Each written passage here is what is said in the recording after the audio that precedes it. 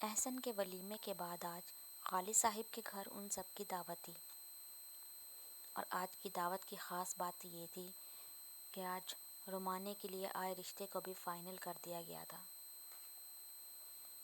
روما کو احسن کی شادی میں ہی ابو سفیان نے پسند کر لیا تھا، اور پھر شادی کے دوسرے ہی دن رشتہ بھیجا تھا جو آج قبول کر لیا گیا۔ یوں روما کی بھی بات پکی ہو گئی۔ کھانا کھانے کے بعد سبھی اس وقت لاؤنج میں بیٹھے چائے کا انتظار کرتے ہوئے باتوں میں مصروف تھے۔ ابو، تایا ابو اور عمر ایک ساتھ بیٹھے تھے۔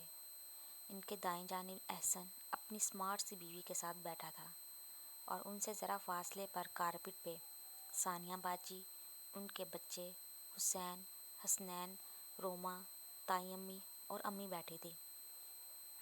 وہ چائے لے کر آئی تو سب نے اسے ایک نظر دیکھا اور پھر دوبارہ اپنی باتوں میں مگن ہو گئے۔ بھئی خالد، روما کے ساتھ ایمانے کی بھی رخصتی کر دو۔ تایا ابو کے بے دھڑک مشورے پر عمر کو چائے پکڑاتی ماں نے سٹپٹائی اور چور نظروں سے اسے دیکھا جو اس کی طرف دیکھ رہا تھا۔ نظریں ملنے پر وہ ہلکا سا مسکرایا۔ ایمانے کا دل زور سے دھڑکا، ہاتھوں کی لرزش بڑی واضح تھی۔ ہاں بھائی جان، کچھ ایسا ہی میں بھی سوچ رہا تھا۔ خالد صاحب بڑے بھائی کی بات سے متفق نظر آئے۔ ہائے ابو، خدا کی مانے، ابھی احسن کی شادی کی تھکن بھی نہیں اتری اور آپ ایک اور شادی کی پلاننگ کر رہے ہیں۔ ثانیہ باجی کی بات پر سب نے سر ہلا کر اتفاق کیا۔ نانا ابو، آپ ایک اور شادی کر رہے ہیں؟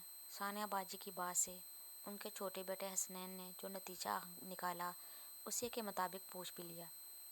ہائے اللہ نہ کرے! تائی کے یوں بے ساختہ بولنے پر سب کا قہقہہ چھوٹا۔ سب نے مل کر خوب ریکارڈ لگایا۔ تائی بیچاری بول کے پچھتائیں۔ وہ بھی خاموش سی بیٹھی احسن اور اس کی بیوی نازش کو دیکھ رہی تھی، جو آپس میں مگن دھیمے لہجے میں بات کر رہے تھے۔ پھر نہ جانے احسن نے ایسا کیا بول دیا کہ نازش بے تحاشا سرخ ہوئی اور پھر دونوں ہنسے۔ اس نے اپنے آپ پر حیرت ہوئی کہ ان دونوں کو ایک ساتھ دیکھ کے اسے بالکل بھی دکھ نہیں ہو رہا تھا، بلکہ کچھ محسوس ہی نہیں ہوا، نہ دکھ نہ خوشی۔ اس نے نظریں اٹھا کے عمر کی طرف دیکھا۔ بلیک شلوار سوٹ میں اس کی گندمی رنگت چمک رہی تھی۔ وہ ابو، تایا ابو کے ساتھ سنجیدہ سا بیٹھا سب پر چھایا ہوا لگ رہا تھا۔ اس کی گہری نظروں کا ارتکاز محسوس کر کے وہ مسکرایا، اور اس کو یکٹک دیکھتی ایمانے کا دل اس کی مسکراہٹ پہ ڈوب کے ابھرا۔ وہ چاہنے کے باوجود اس کے چہرے سے نظریں نہیں ہٹا پا رہی تھی۔ اس کی مسکراہٹ نے ایمانے کو جکڑ لیا، جبکہ دوسری طرف اس کی نظریں ہنوز اپنے چہرے پہ محسوس کرتا وہ ایک دم کھل کے مسکرایا، اور جب اس نے نظریں اٹھائیں تو ایمانے گڑبڑائی اور جلدی سے نظریں پھیر لی۔